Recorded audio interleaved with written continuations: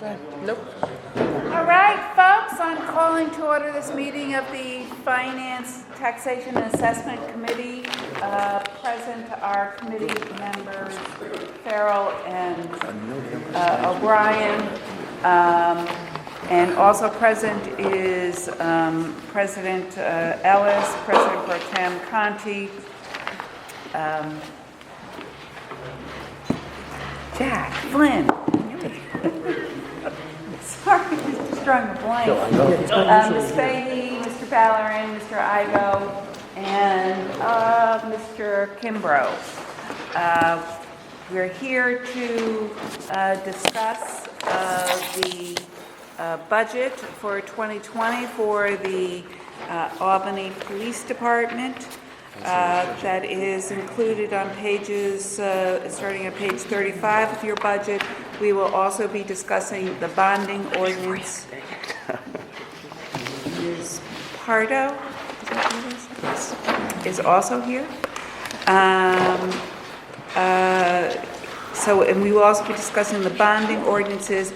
We have been provided with a list of accomplishments, a separate sheet that's a list of accomplishments and plans for the future, which it largely is repetitive of what is in on page 35 of the budget book, and there's no problem with it being repetitive. It's nice that we're being consistent. And then also some vehicle procurement forms and other forms relating to the bonding requests.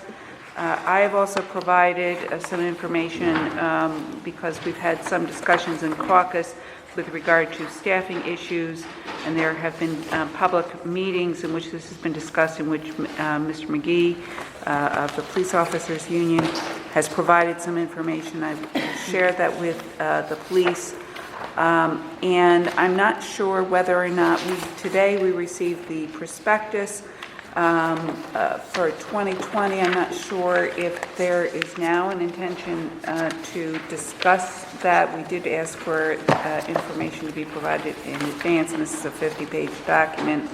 But I note for the record that we have that, and I've encouraged the police, if he wants to discuss the contents of that in detail, that perhaps that's appropriate for a public safety committee meeting, because our purpose here is primarily budgetary with regard to the 2020 budget.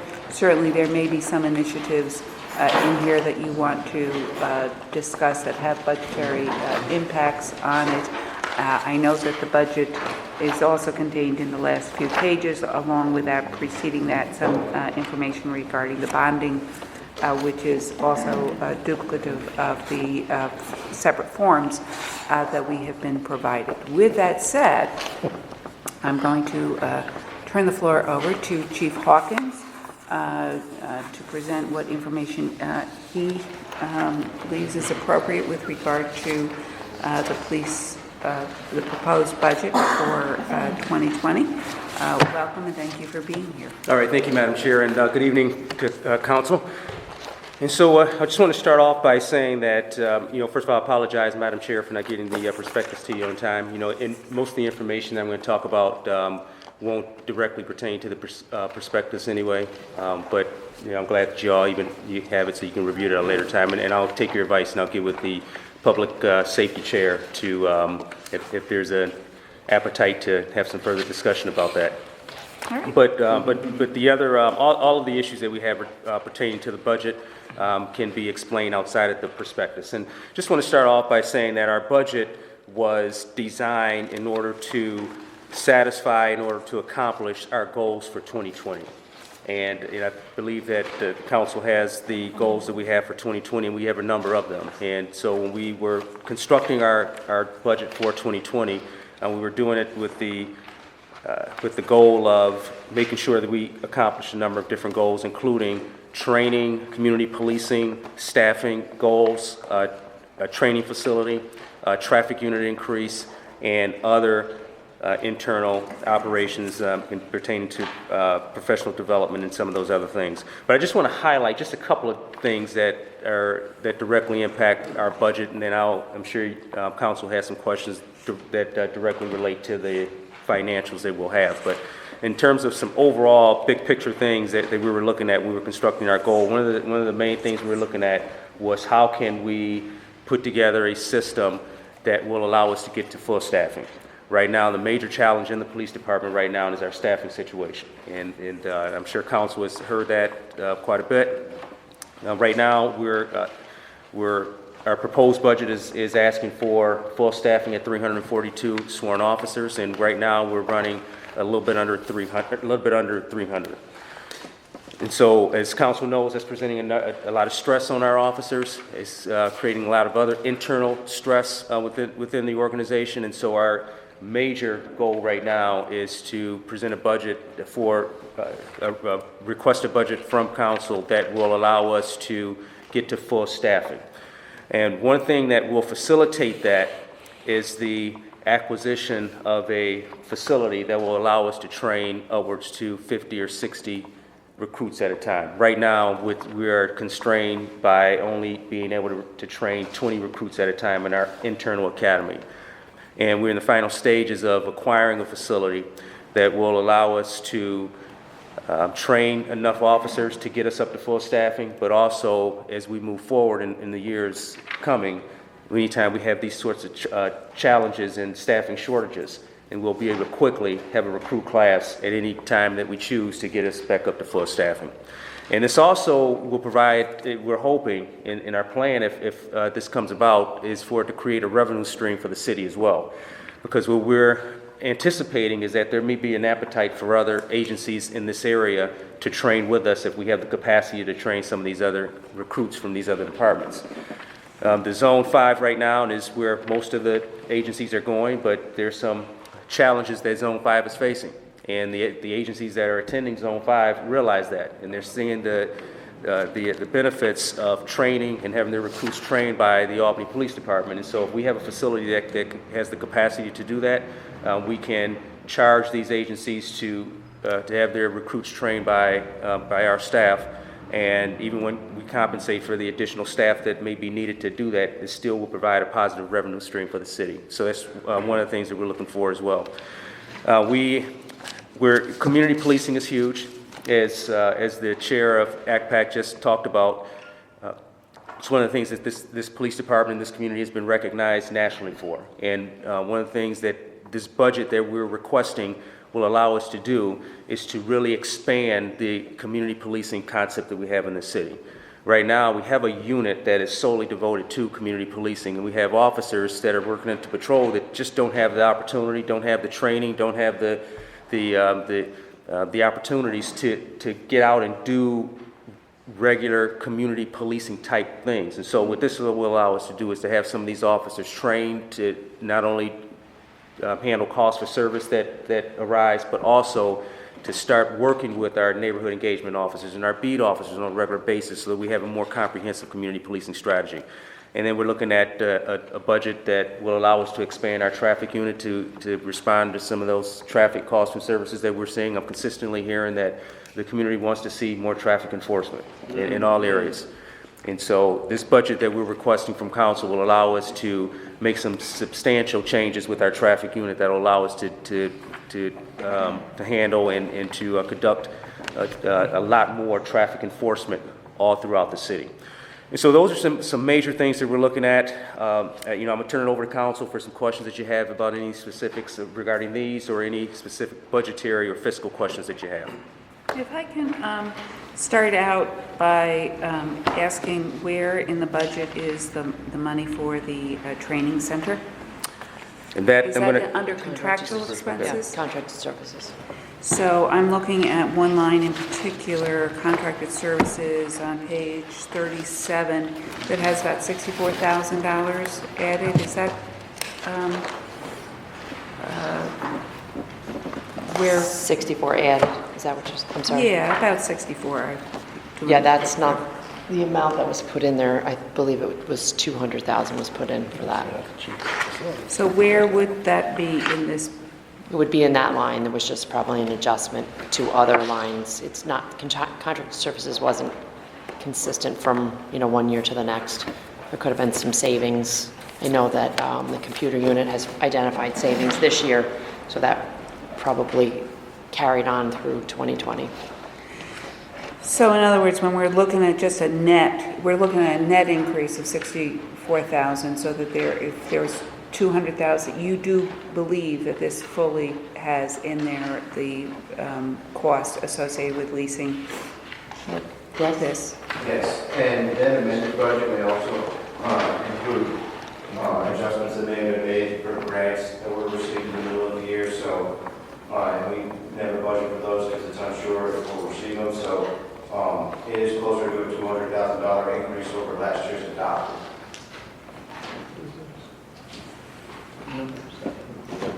So if you look at 2019's adopted budget as 1.461, and you look at 2020's proposed, it's 1.652. So the difference between those two is about 200,000. The amended budget includes changes to grants that normally isn't included and encompassed here. All right, that's very helpful. It was a little bit unclear to me. So I'm going to see what questions members of the Finance Committee have and other members, and then I might ask some other questions. Mr. O'Brien, do you have some questions? Is this facility going to be owned or leased? Is it going to be a building that the city leases? Yeah, this will be a lease. The lease of the building, yes. Okay. So you anticipate, right now, you normally will have a training class of about 20, or a little less than 20 officers, so you will be anticipating a training class of about 40, and now I think you only do like one a year, and will you be then anticipating in training 40 officers twice a year, so a total of 80 a year coming out of the academy? And so to answer the first question, we anticipate that we will be able to train as many as 50 or 60 at a time. This facility has the capacity actually of over 70 recruits. We just had a recruitment where we had 800 apply, and I think 500-ish, mid-500 actually took the test. And so coming off a number like that, we're hopeful. I mean, if it's consistent with what we've seen in prior years, that we can pull a class of between 50 to 60 recruits for early 2020. And also, we ran 2 academy classes last year. This current year. In 2020, we plan to do the same thing. And if we can do that, get to full staffing, in years going forward, it may not be necessary to do 2 classes, but we still retain the capabilities of doing so.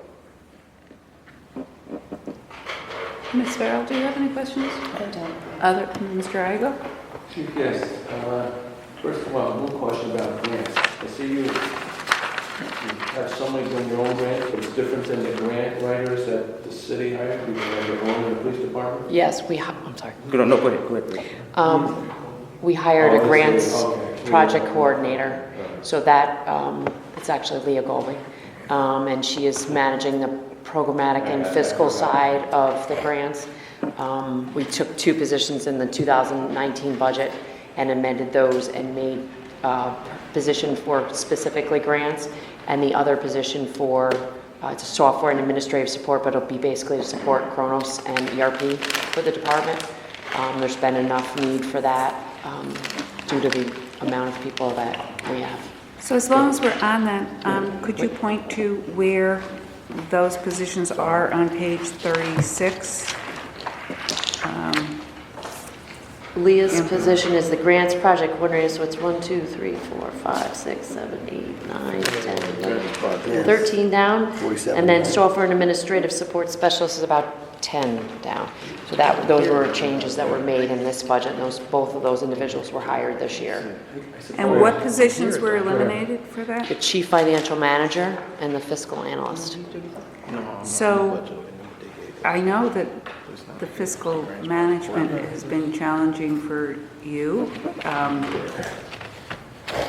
I thought we added one of these positions last year, no? These were changes in the 19 budget, so these aren't new for 2020. These were changes that were made this year. We had a chief financial manager and a fiscal analyst, but the chief financial manager wasn't the appropriate title for what we needed. So we made a change this year to hire those people that would have, focus on just those areas. In 2018, though, we didn't have one of those positions, right? We did not. We didn't have the fiscal analyst, I believe. Right. So you made the case last year for adding that, and now... Well, the title wasn't exactly what I was looking for. Right. But All right, yep, go ahead. More concerned about the staffing. Yes. And the training. And I know the last couple classes, if we have room for 20, we put 19, and I know we got 14 or 15 out of that.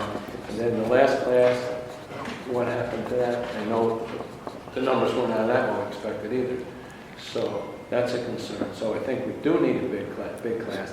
But on the other hand, I look back and I remember there were some big classes, okay? And they all pretty much kind of bailed out around the same time. So losing, if you have to get to the point where you have to do 40 before you're up next time, down the road, the other guy's going to pay more paying now. You mean in terms of what, if we have a mass exodus of officers 20 years from now, or that leave all at the same time, yes? If you put 40, I might have 40 leaving 20 years from now. And, I know it's too late for this, but, I worked with the firemen, they're going 20, and it's keeping them on. The police department at the time didn't want it demographically, the younger people wanted the money, and they weren't looking ahead for the retirement. So I don't know if that's a possibility, I don't think it is anymore. I've heard that from people. 1/6, yes. Yeah, 1/6. But it is a concern of that many coming out and moving that way. Yeah, and just to quickly answer that question, so our plan is for early 2020 to have as many as we can get in that class. Like I said, we will have the capacity to have as many as 70 recruits. So we want to get as many as we can. But in order to address the other concern that you have, that's why we're making some minor adjustments to our organizational structure, because right now we just don't have the capacity because of the way we're constructed to operate as efficiently as we can with a mass exodus of officers. Over these last, I don't even know what the number is. But we had, whatever that number is that have left, it's created some challenges for the officers who remain, especially those officers who are in patrol. So what we're going to do is we're going to have some minor adjustments to our structure. So if we have 5 years from now or 10 years from now, a mass exodus of officers that are leaving, it won't create that stress with the officers who are left. Because we're going to have some officers who are going to be, you can call it a buffer, you can call it, whatever you want to call it, but we're going to have some extra officers who are going to be available in patrol to account for that. If somebody gets hurt or injured or take another job someplace. And those extra officers are going to also, when we're fully staffed and we don't have these staffing challenges, those extra officers are going to be working with our neighborhood engagement unit and our beat officers. And they're going to be learning community policing so that they're not just simply going from call to call to call and not getting a chance to work with people and get to know the community and things like that. So it really helps us in a number of different ways. Right now, you have some full-time trainers up on Washington Avenue, and then whatever field is, you bring in people, whatever their expertise is or their experience, and that will continue that way. That's actually so. Yes. Tying this into the budget, though, I do want to ask the question about, we have a line for police officer recruit with no salary associated with it, but in the last couple of years and for 2020, we have 7 FTEs attributed to that. Could you explain that? Well, in general, and I'll let Bridget talk about the specifics of it from a budgetary standpoint, but right now, we just were not going to get to full staffing because of where we were. We knew that even if we had the maximum amount of recruits that we could have into the academy, with the attrition that we were anticipating, we were not going to get to that full staffing. But we needed to keep those numbers in there because we knew that at some point in the very near future, that we were going to, because we had a plan in place to get ourselves back up to full staffing. And so we wanted to retain those positions. Now, I don't know if you want to talk about the impact on the budget and Without a number being there. What? I'm sorry? Without a number being there. The Right, impact. right. I mean, the goal is, no matter what, and it seems to be the way the trainings have gone and the way people leave, we can only hold the trainings at least at the maximum twice a year, and it seems to be there's usually gaps. We can never be at full strength with people leaving during the year. We can't project it, we can't hire over the number we have, so we always seem to have that sort of a buffer.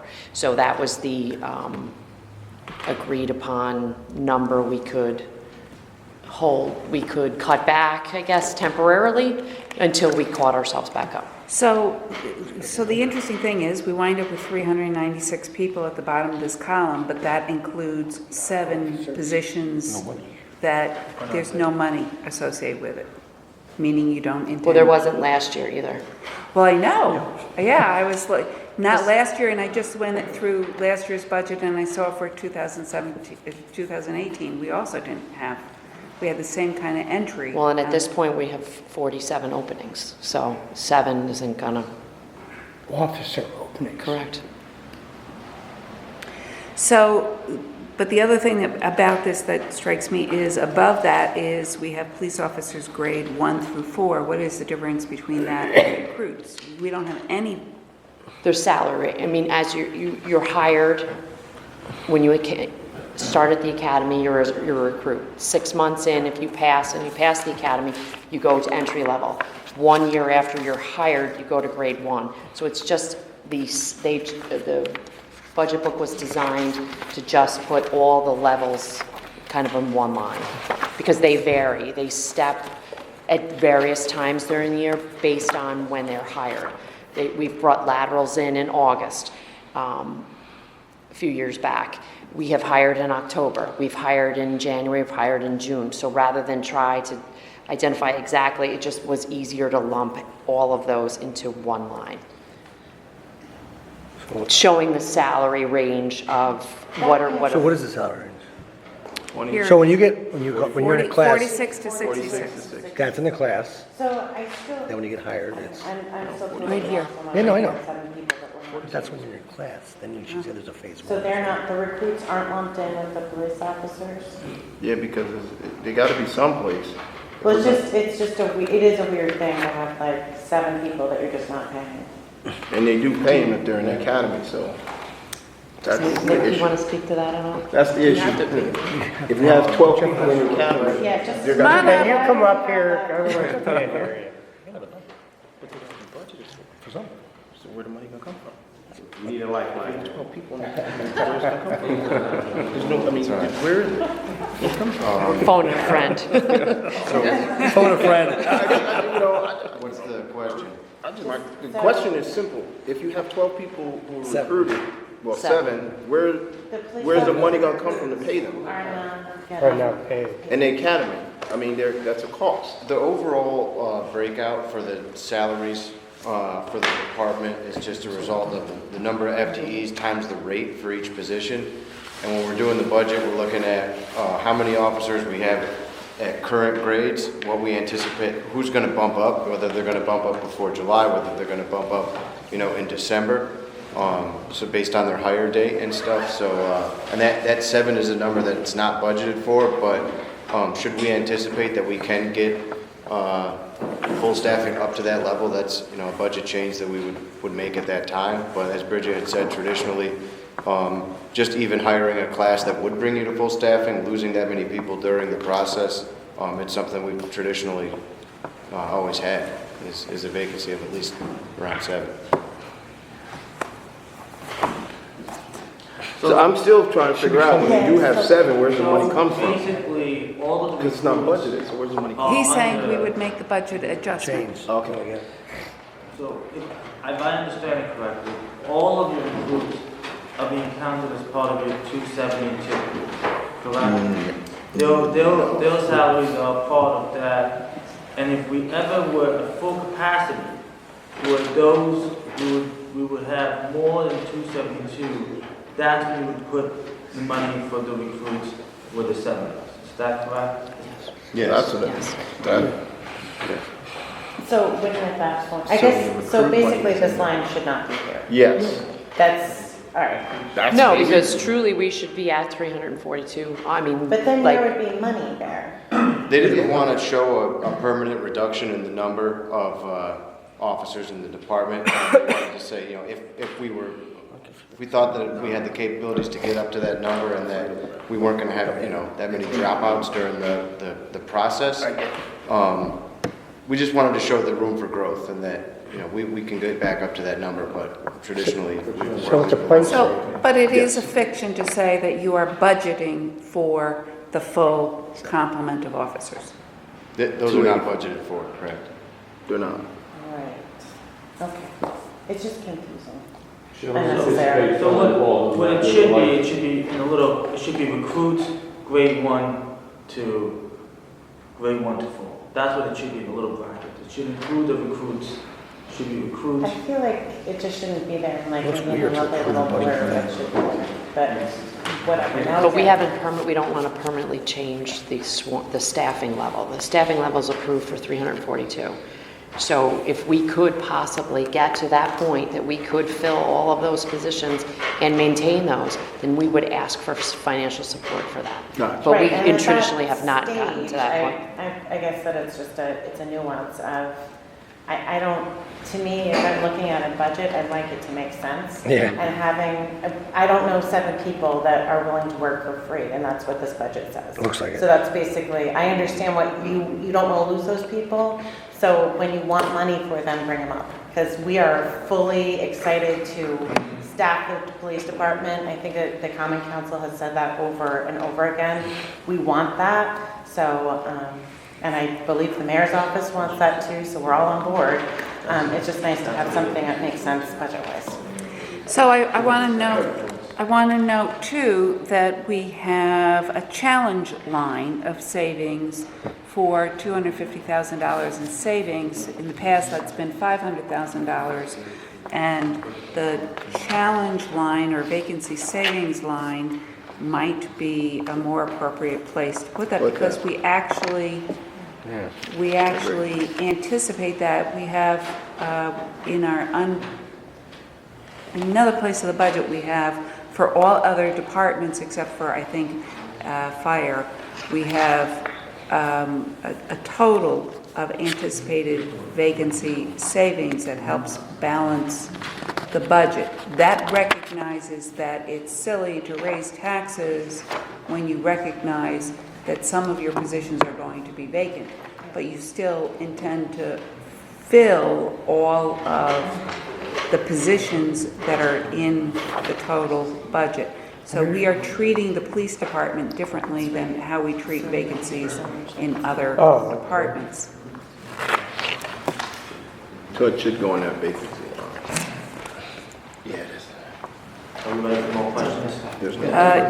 So, Mr. Ballerin, yes, I'm going to refer to you. You know what, just one quick thing. Yeah, I'm Mr. the Ballard. guy that likes pictures. Oh. And I see 23 retirements, which was this year, and 21 new recruits, so it's, We lost 5. and how many we carried over from the year before, so this is, you know, looks like, and it will be, I don't think we're getting competitive. But we hired 21 and there are 16 in the academy right now. 5 dropped out. So they are. So there's, I mean, and so we So can't recover that for 6 months. At least.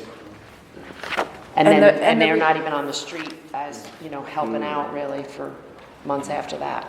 And it's important to keep in mind that the retirements do not reflect people who have transferred and not retired. Correct? Well, it did. Oh, yes, this doesn't show the people that have left. No, it does not. Right. We have many more than that. Yeah. All right. Mr. We- Ballerin? Okay, I have 2 specific questions. One, I'm glad to hear we're moving some money into traffic. I appreciate that. I wanted to know why we're not also shifting some more money into traffic engineering. Traffic engineering is one of those 2-3-man staff officers that, you know, do a great job, and I feel that we're short in that department. Okay. So I'm not sure if that's something we can try to address now, or if it's something we can look into, because someone that calls that department quite a bit, and I know we got great people. I just want to make sure they have the support to be able to do all that we put on them. So that's question one. Let me just answer that one real quick for you. And we added one body to traffic engineering. But I'll make note that, you know, maybe there's an opportunity to look at that going forward. Well, you know, we come up on our meeting tonight with Mr. Albany. You know, basically, what comes to us, we can't really adjust it, maybe suggest that it's too late. And let it be known, I think, that if the council had to, we would definitely boost employees, probably a little bit of salary and traffic engineering. And I think that should be, I think that should be part of our recommendation, which I think has been in the past. Okay. So there is an additional person that's going to be in traffic engineering starting next year? Correct. Is that Yeah, not on the budget? No, it's there. yes, there, last year You're was not 7 on- full-time. and now Keep there's going. 8. It's, that's just the police department. There's a communications unit, Yeah. and then traffic engineering. Yes, last year was 7, now there's 8. So that means they hired, there's a new person. There was discussions potentially too of It's a temporary labor- help. Labor I'm not too. sure Labor if, too. Well, Mike put that. Got out for you? in The personnel line, so. the labor is the only one that's Dorsey? I want to know for the record, Ms. Appears is here. She's a committee member. And the other question I have is the equipment line. It went from 351,000 to 51,000 specifically. What page are you on, please, I'm on Mr.? page 37, I'm sorry. Right? I apologize. We had expressed that before as well. That line has grant funding that hasn't been shown in there before, so that amended budget includes grants. Probably shouldn't be. So we're not cutting the number No, of what we're putting for on the vest. Okay. no. Okay. I'm sorry. Make sure we give people the What line? equipment they I'm need. sorry, are you talking about other equipment, the other equipment The line? total Other category. equipment, and I'm looking at armor vest. Oh, the armor vest. 203. 203,000. 90. Well, Right. that is true, and the reason for that is that they're replaced every 5 years. In 2019, we replaced all of the tactical units, vests that are not supported by grants. So they are more expensive, and we have get no funding for that. There were 25 people on that team, so they all got replaced. Unfortunately, I know we should have staggered them, but it just worked out that way 5 years ago, and now it's just continued. So they are on a 5-year basis, so it isn't that we cut vests, they're just not due for replacement. That whole EST team, I'm okay with spending to make sure people I have totally agree. whatever equipment they need. No, this is just because of how the replacement cycle goes, it's every 5 years, and that tactical team all had to have their vests redone this year. So you won't see that boost again until, I don't know if this is jumping ahead to capital, but I had a question just about the cost of the vehicles. Can we, I would like to deal with the rest of the budget and then deal with the I don't capital. know if it is capital, I just want to know. He's gonna ask anyways. We had this debate in the past. Okay? He's gonna ask anyways. SUVs for cars. And how did it end up with this? I mean, they're basically the same price. That's what we're told in the past. Oh. They don't have to go time to time, whatever. But the So I overall. guess we have moved on to the capital budget. Just want to say, I want to keep everybody on the same page. So we have the purchase documents for, we have these vehicle procurement forms. And so essentially, we're looking at over $1 million in purchases for vehicles. It looks like Mr. Igo is referring to the 8 vehicles. Am I right? Or is it 16? I'm sorry. It's all vehicles, not just, all vehicles and now So is that your question with the rationale behind that? Yeah. Okay. So I'll talk about the rationale, and I'll have Kevin McDonald talk about the finance behind it. But one of the things that we realized when we were looking at our vehicle stock is that it was creating some health and wellness issues for our officers, and it was also creating some general operational challenges. Health and wellness are is we had officers who now have much more on their duty belts, much more equipment than they had when I was working and when Kelly was working and a lot of other officers, and they're in these sedans. And so it was creating some issues that were going to manifest themselves into some overall health issues for these officers going down the road. So we wanted to get them, because that's Like what? Like back issues, other physical ailments that can result from being in a confined space like that with equipment. And so we wanted to, because that's their work environment. You know, that's their office. And so we're putting these officers in offices that are just not conducive from a health and wellness standpoint to do what they had to do. So that was the first piece. These SUVs gives them more space. They have equipment that now, when they're wearing this stuff, they can actually sit in these vehicles comfortably. They can actually put more equipment in the vehicles, like ballistic shields and other equipment that they may need. They can comfortably fit them in there. So that was the first reason. Second, it was just general operational issues. You know, we're sending officers out in inclement weather in sedans to help people who are stuck in the snow, and officers are getting stuck, you know, helping them out. We thought we were going to sooner, actually. Oh, okay. And so this, you know, having these four-wheel drive vehicles, you know, helps from just an operational standpoint. They can do their jobs a little bit better. And if you have questions about the finance of the purchase, I can have Kevin McDonald talk. And you do have two in the car, it's very fast. And that's a great point. You know, in these sedans, it's almost impossible to put two officers in the vehicle at the same time comfortably. And now with the SUVs, that we can have double unit officers, and they can comfortably. Can you still transport somebody in the seat behind it, or they all? Yes. Yep, absolutely. It can still transport also. Thank you. Okay, you're welcome. If I could real quick, just add to the chief, if you actually research the market, well, manufacturers are eliminating sedans from their field. So all police vehicles will go to SUVs.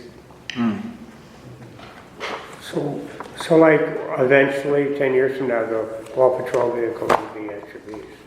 I anticipate even sooner than that. I mean, our plan, Kevin, is within the next year and a half to have it totally. A year or two, yes. So, The car that just got totaled, 107? Yeah. But that was already replaced with black and white, we just took another one renumbered. You said they stopped making. We had the old vehicle, which I didn't auction it off until we were able to actually put that back in service to fill that void. Just temporary. Temporarily. Because that car's about. So for vehicles, last year you anticipated a little over $900,000 being in the budget for 2020. Are we increasing the number of vehicles that we're purchasing this year compared to last? So this is because this is a $100,000 increase. Is that just solely because we're moving to SUVs? Yes, there's also some select information on the prices of emergency equipment and outfitting the vehicles. So some of the equipment on cars, you can't really adapt to an SUV, so the price has to go there. Yeah, plus the inflation rate from last year. Correct. And the fire department was saying they were impacted by tariffs. Is this impacted by tariffs as well? I don't believe so. All of our products are made within the U.S. Yeah, well, no, I mean, that's, they said that there wasn't an immediate impact that you could see as a result of tariffs. Actually, I need to correct myself. Last year there was a total of about $900,000. I'm a little bit confused. We have a document here that is talking about special use vehicles, and it seems to be attached to this form that is asking for the 8 vehicles and 8 vehicles. We have two different bonds. One is for vehicles and equipment replacement for over $1 million, and then we have special use vehicles for $340,000.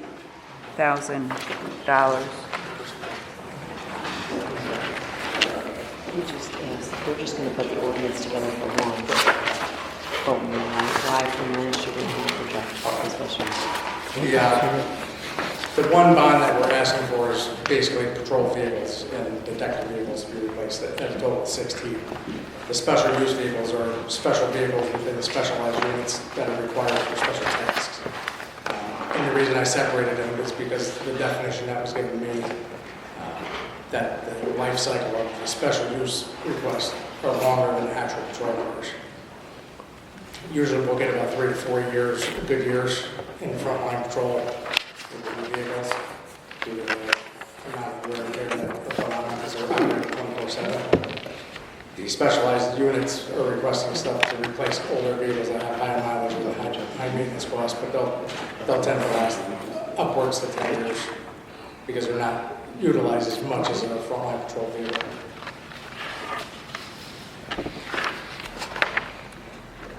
So I'm Police Department, Vehicle Procurement Form, 16 2020 Dodge Durango police vehicles.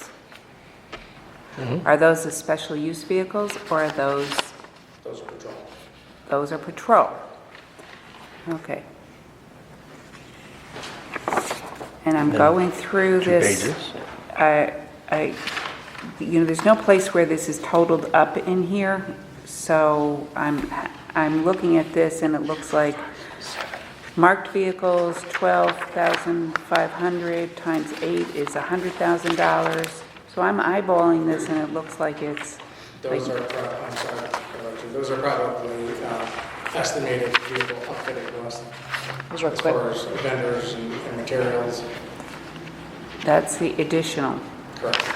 So we don't have a number for the vehicles themselves. And this is confusing. And then we have this attachment that is special use vehicles, and it's not, this vehicle procurement form is not done for that. I have them. I'm not sure why they didn't make it there, but we can certainly get that to you. So on that one, we can just put in 16 for the word vehicle? It's not that here, right? Not that here, actually. What? No, look at this. The regular Chevy patrol Tahoe. vehicles. It's 16. Yeah, So but 16 So vehicles. we just put 16 there That's, on page 30. oh, the alternate? That's the rest of it? no, I'm looking at this form that was supposed to provide the background of what this breaks down into. So it looks like the Dodge Durango times 16, At 35,000, right? about 35,000 times 16 vehicles winds up being about. So, this is a little frustrating. This is supposed to provide for us layout where the costs are. I understand that here's the additional equipment. There's no total associated with that. There's no total associated with the number of vehicles at 34,000 each. And then there's this other thing that is attached here that says special use vehicles and talks about Dodge Durangos and a EST and a CTU and a mounted and training. Those are specialized Special units units. they'll be the same vehicle, but they will be not used at the capacity of a patrol vehicle, so they will not have the mileage as quickly, so they will last longer. So it was our understanding that we were supposed to split them based on their use. So the ordinance, I believe, is going to go out as one, so that we can be able to use the funding as it's needed at the time. So if there's money left over in one, it wouldn't be, we could put them together. So would this total up to 340? This special use? Special use, yes. That's a vehicle and equipment estimate.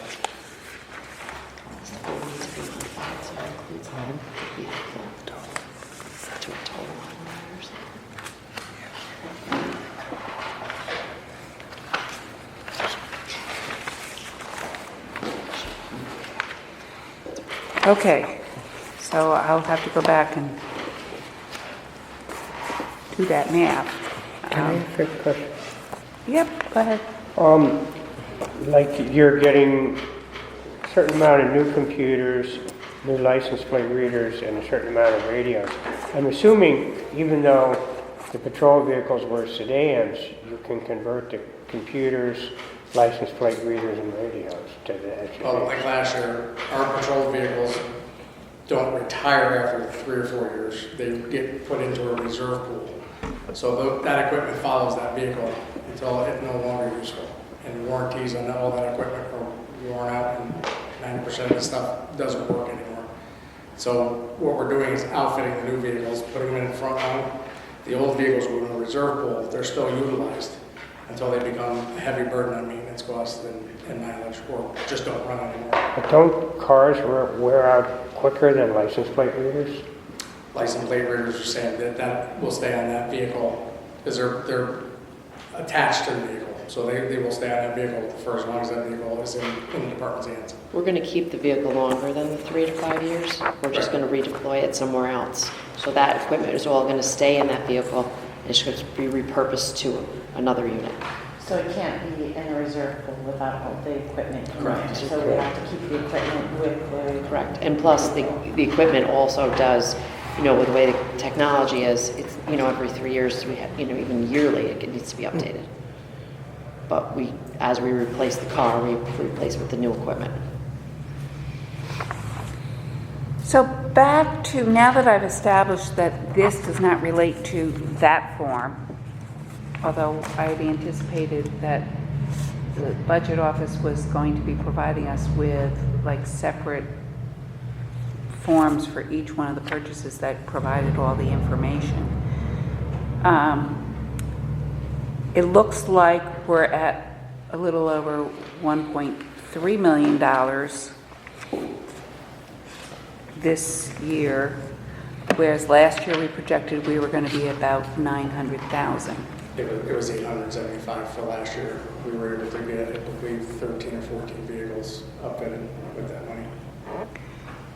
So, but in last year's 5-year capital plan, and that's what I like to look at, is we have this 5-year capital plan, and supposedly people are, have. We didn't have the information to say that those sedans were not going to be made anymore. That information comes as they're going to manufacture the cars each year. So we can't anticipate necessarily that they're not going to make sedans anymore. So It's dictated by. So last year you purchased 13 or 14 Correct. sedans. So this year you're purchasing 16 plus 1, 2, 3, 4, 5, 6, 7. Correct. 7 additional outside of the So patrol. you're purchasing more for the basic patrol vehicles than last year. And my understanding was we were doing sort of a cycling through of these vehicles. So it seems to me as though you probably did increase the number of vehicles from the 5-year plan. No, the price of the vehicles have gone up. When we did the 5-year plan, we anticipated buying the sedans. The Ford market decided to eliminate that. So therefore the increase in cost because we transitioned to the SUVs. So, but last year you also didn't have any special use vehicles. No, these were all requested due to the vehicles that are currently running, having high mileage and high maintenance costs. And ready to be So the replaced. special use vehicles are new requests for this year that you did not anticipate. Can we get information regarding what the mileage is on the vehicles that, I mean, some of this is basic information that we keep on asking for every year, and if you could send me those requests as well, I will help make sure we have all the information together. I was not included on the emails this year for some reason, so I didn't even know that the meeting was there's today. only so much we can, But there wasn't, I know, but I can help. So I don't know, I can't help if I don't know. I didn't even know about today until Friday. that seems to be a little communication problem within your department, I think. Whatever. I used to get your emails, so this year I didn't get any. Yeah, Michelle is taking care of coordinating things, and to the extent that people let us know that other people need to be in on it, then Awesome. we do that. But also, the budget office was supposed to be communicating with the different departments regarding the specifics of what we've been looking at and the issues that we constantly have with the capital purchases in terms of the justification. We've specifically asked for mileage in the past.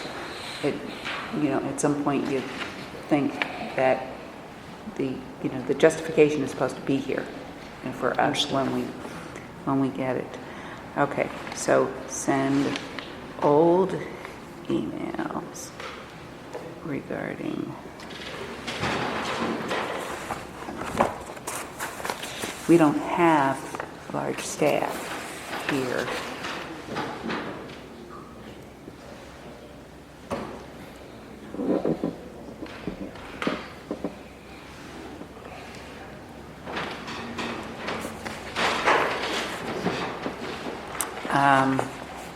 Somebody filled out this form for one part of one of the bonds, I guess. Okay.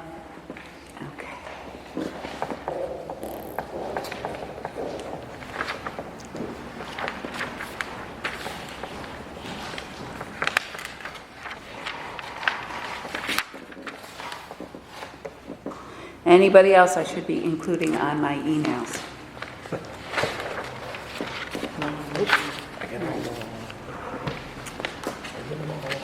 All right.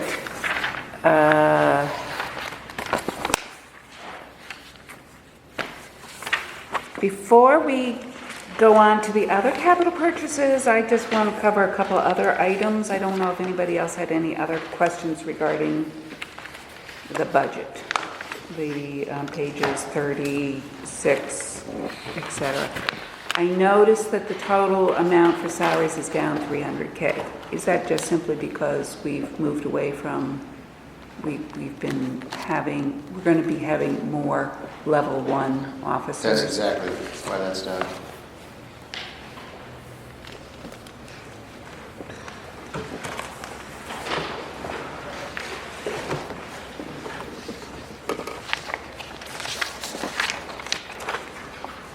And so you've explained the armor vest reduction. I noticed that for other equipment, there's a $420,000 reduction. This is on page 37. That's the same Yeah, explanation that was about the grant. some of the grant things that we received mid-year, the critical infrastructure and Thank you. various other grants. Okay, I gotta pay more attention to what we adopted when I'm looking at comparisons. Police Department revenues. So I see we're anticipating in the 2020 budget for police details for events going up. It looks like it's, I'm on page 38. It looks like that is reflective of what the actuals were in 2018. Is that the reason? Yes, I mean, we not only changed the rate, Albany Med is paying us for 11 hours a day for reimbursement of a police officer.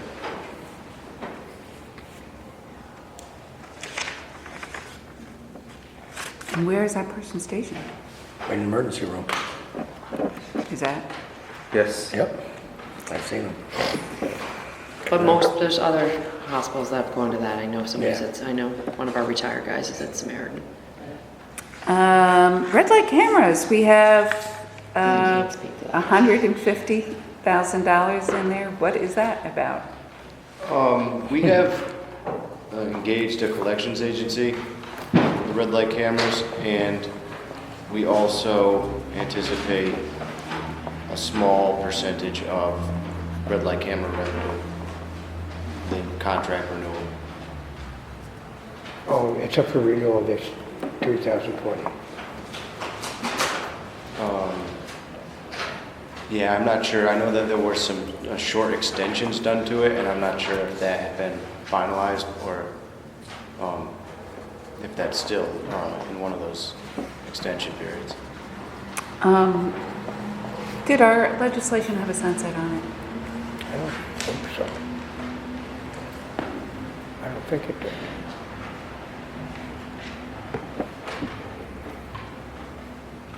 Okay. And federal public safety, it looks like we're looking at an increase of 77. $1,000.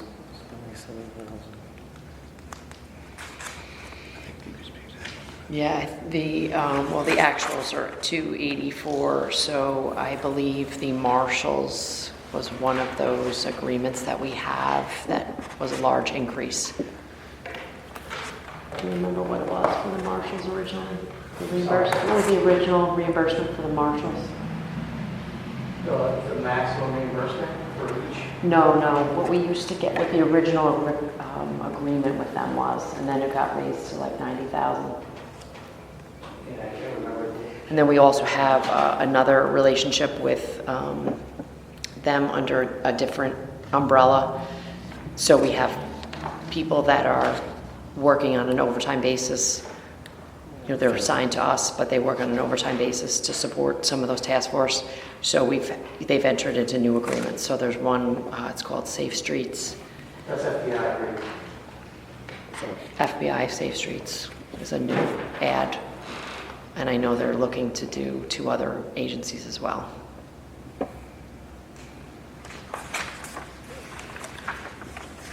Okay, and for communications on page 39, I noticed there's a lineup pay clothing allowance increase, almost doubling.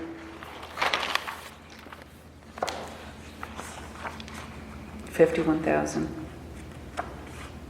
That's related to the new contract. Try to look at it. Is that what they got? Did they get it? Clothing allowance. How many vacancies do we currently have in, 9. none? What was the language to that, Colleen? I can't remember. I don't remember the specifics, but that was, there was a retro associated with that, so we saw a huge number in 2019, and then I think we had figured out that that was the number we needed to bring it up to going forward. I'm sorry, Judy, what was your question? So on page 39, under employee benefits, the last category, there's lineup pay and clothing allowance. And so that went from $50,000 to $101,000. I will, I'm going to look at those calculations and I will send you an email. All right. I will map that out for you. And then health insurance is down. Is that based upon current enrollments, family versus single and that kind of thing? Okay. It's based upon current enrollments and actuals that we can see. Okay. So, does anybody else now have any questions before we finish our discussion about the capital budget? All right. So, looking at the capital budget items, in addition to the 2 categories that we had for vehicles, we have let me turn to that page.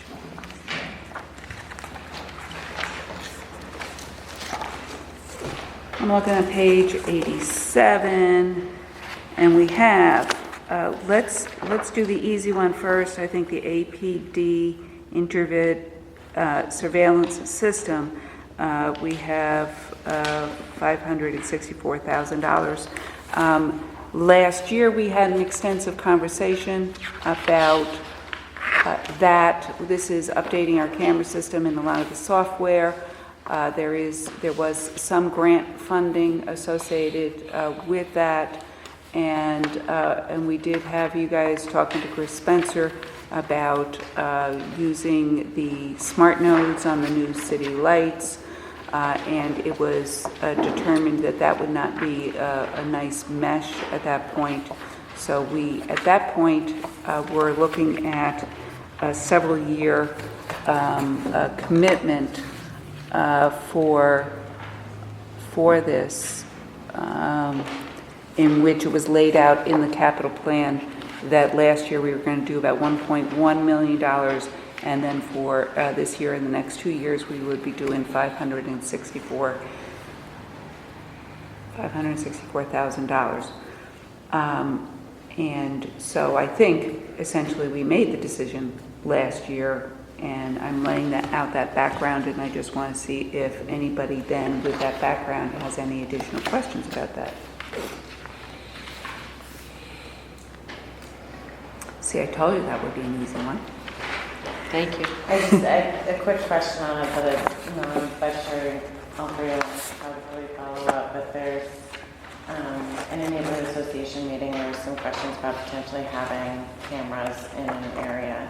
So I don't know if you take requests and dedications for camera spots, but if we could just follow up with. Yeah, we can take that into consideration. If you guys can just get that information to me, and yeah. It had to do with school dismissal and issues, certain Okay. sections. Okay. Yeah, just forward that to me. Okay, so additionally, we have the police department asking for $300,000 for building improvements. While this is currently a separate bond, I do want to note that our policy has been the last couple of years to blend the different city building improvements into one bond. And we do have another request from engineering for $500,000, and that would be my preference is to then, if this total amount were approved, to have that bond then be $800,000 unless there are, your experiences have led you to make a counter argument to that in terms of, I think that Marissa just didn't pick up on the fact that we can merge the other buildings with this one as we have been doing in the past. And part of the goal of that is we make our best reasonable estimates for what we need in the way of improvements to city buildings and for specific projects, but then we don't want to have it characterized in such an isolated fashion so we wind up with little pockets of money that can't be used for other purposes. And certainly in the case of city buildings, there's always room to use that money elsewhere fairly quickly in subsequent years. Whether it's for, a generator or, on another building, it doesn't have to be police, etc. That is sort of a little bit of the genesis of our policy. Would you have a problem if we decide to approve all of these capital projects of doing it again that way this year? Would it be the understanding that we would receive, the concern is that we are going to lose power over what we are going to spend, that money's going to be spent on. So if that falls under some other department, we have to wait for them to make that a priority for us. And so some of the buildings have fallen by the wayside, and so it becomes a concern for health and wellness, and we're in a bind right now. So if there's some designation of splitting that, but I think when it gets to be all one pot, then we rely on, because we were told that they were not going to put those projects in for us, so we did them ourselves. Who told you that? I believe somebody at DGS. So normally building improvements are part of the engineering department within DGS. One of the things I found out over the years is that sometimes even when it's allocated to a particular department, because it requires engineering to be involved in the RFP, etc., it still winds up being delayed potentially because you need engineering to be dealing with it. I want to say also in at least one or two instances, what I have found is that engineering said, oh, we weren't even aware of that project and are needing to play a role, which is so, the communication factor. So,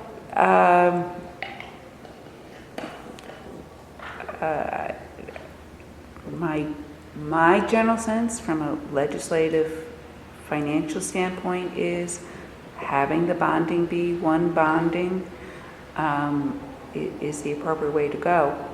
And then with regard to issues within the administration, regarding whether or not the funding is then ultimately being used for what it was intended to be used for is something the administration needs to deal with internally. So I agree. So as a follow-up to the meeting, given the concerns, should we then request from the administration how they plan to operationalize this new way of bonding, so that I think we also need to be clear about how it's being operationalized, if there will be other department heads who have concerns about their needs not being prioritized. I think that's a very valid concern, and we should be aware of that process, even if we're not making decisions about the process. So, great point. We have, in our budget intent memo for the last couple of years, been very specific about some of the recommendations, some of what is contained in our city charter with regard to projects, being specific, being in the budget. That the PFM report, talking about when they talk about our capital plans, they say it's not a capital plan, it's a spending plan. And we need to understand what the difference is. And a capital plan is identifying specific projects and saying, here's the timeline. So getting to your point, the timeline in which those monies are going to be borrowed and expended, essentially. And so in what fiscal year are you, or in what time frame are you actually going to spend those monies? Because if something is going to have a year's lead-in time, we don't want to borrow it necessarily now, but we may want to authorize it now so that they can feel comfortable moving forward.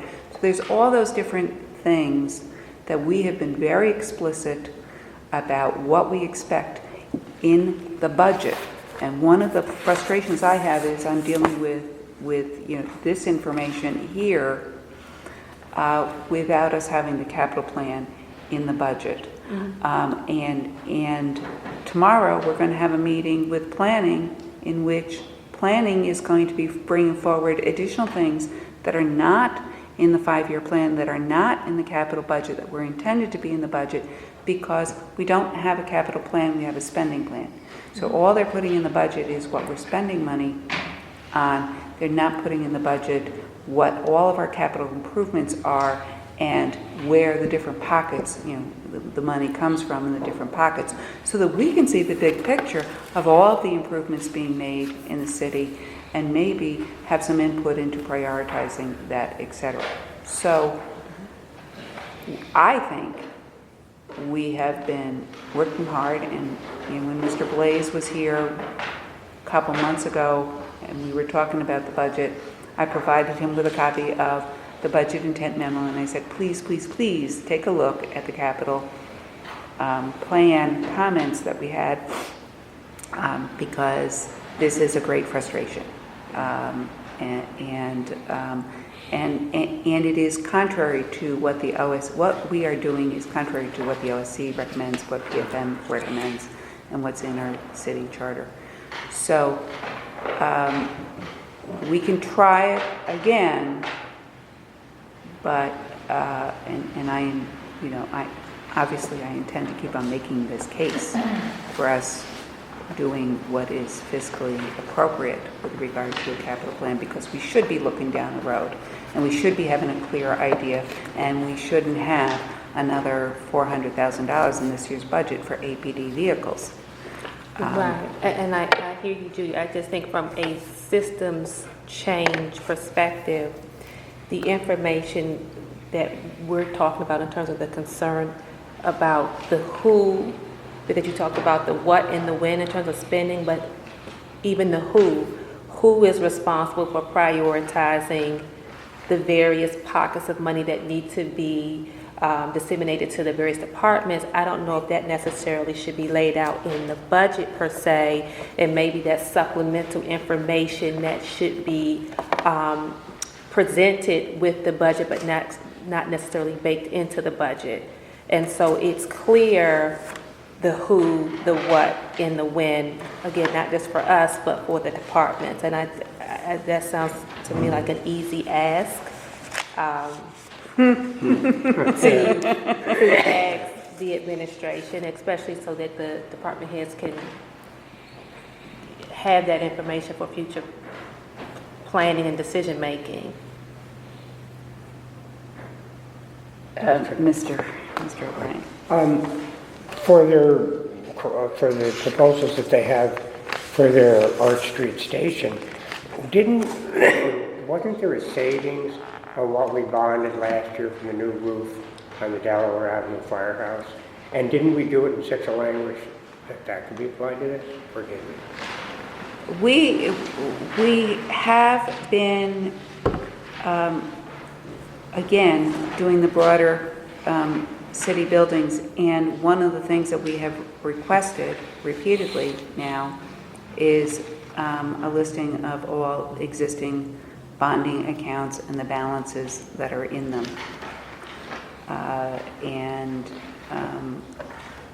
And we received that itemized by the fire department. We have not received that itemized for anybody else at this point. When we bonded that fire department building, did we restrict the bond strictly that every penny must be spent by the fire department?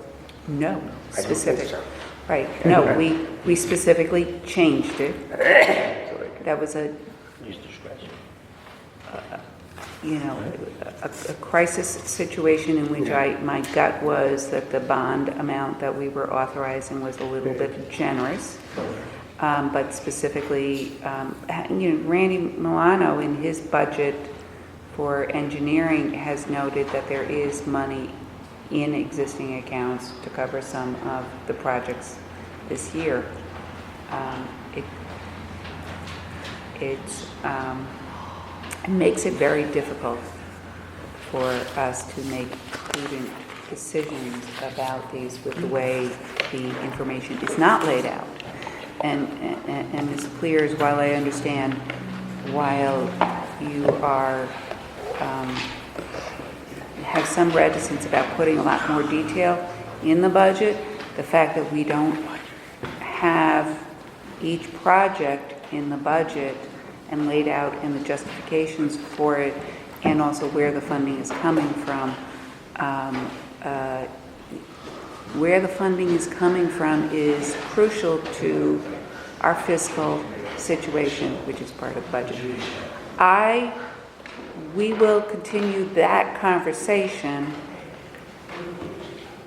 as we consider what we are doing. I just wanted to give them an opportunity to say something at this point. We're not voting on these bonding issues. I'm just making sure that we have all the information that we want and that we have some of that dialogue before we just automatically assume that we're going to roll this into the city building bond. So I wanted that to have a little bit of that dialogue so that when we go to make those decisions, we can take their perspective into consideration. With that said, the only other, this is the only other bond that is actually several projects together for APD buildings. And again, I have not tallied up all of these.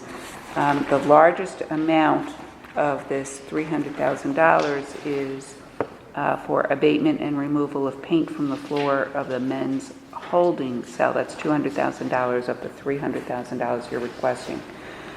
So I will say that some of this I'm looking at and I go, why isn't this, operational repairs as opposed to, $200 purchase. And since this is the largest one, I would think that there would be the greatest justification for that. What is this? What is the issue here? The issue with the paint? The It's paint. chipping, and they're using it as a weapon in the cell blocks. So, and then the paint itself. I'm sorry, what is happening? The paint is chipping, Uh-huh. and they're using it as, it becomes a sharp object. So on top of that, the paint itself has lead in it. So we can't just paint over it. We can't just remove it and sand it down because there's issues with what's in the paint. So several cells are just vacant. Which, these are the cells down the south station by the courthouse? Right. It's gotta be chipped up because you can't sand it down, they become airborne lead. So. Can you come up with